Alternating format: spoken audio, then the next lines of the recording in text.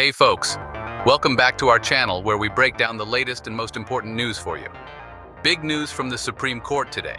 This is something that could have far-reaching implications for how we interact online. They've just decided to step back from making a definitive ruling on laws in Florida and Texas that wanted to limit how social media companies moderate content. This decision, or lack thereof, leaves a lot of questions unanswered. Yep, you heard that right. The highest court in the land left us hanging on this one. It's a move that has left many people scratching their heads.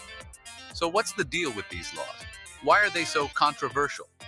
Well, they're part of an effort by some Republicans who say that tech giants like Facebook and Twitter are biased against conservatives. They believe that these platforms are not just neutral spaces, but are actively censoring conservative viewpoints.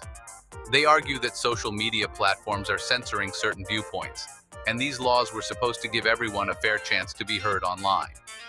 The idea is to create a level playing field where all voices can be heard equally. On the flip side, opponents of these laws have a different take. They argue that these laws could have unintended consequences. They believe that forcing platforms to host all kinds of content, no matter how harmful or false, violates the company's own First Amendment rights. They argue that these platforms should have the right to moderate content to ensure a safe and truthful environment.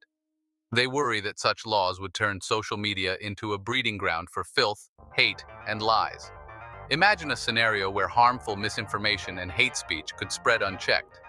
These debates really took off after some platforms decided to ban former President Donald Trump following the January 6th attack on the Capitol.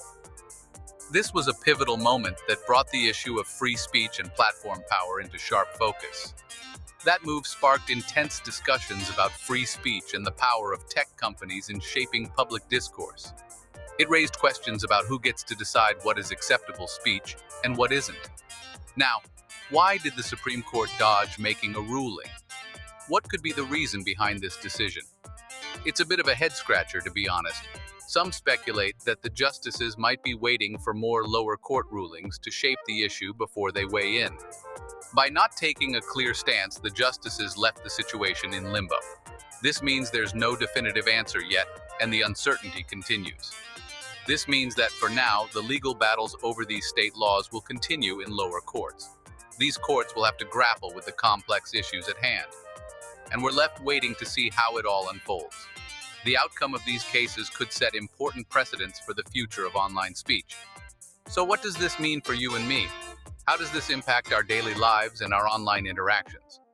Well, it's a reminder of how complex and contentious the issue of free speech on social media really is. It's not a black and white issue, and there are valid arguments on both sides.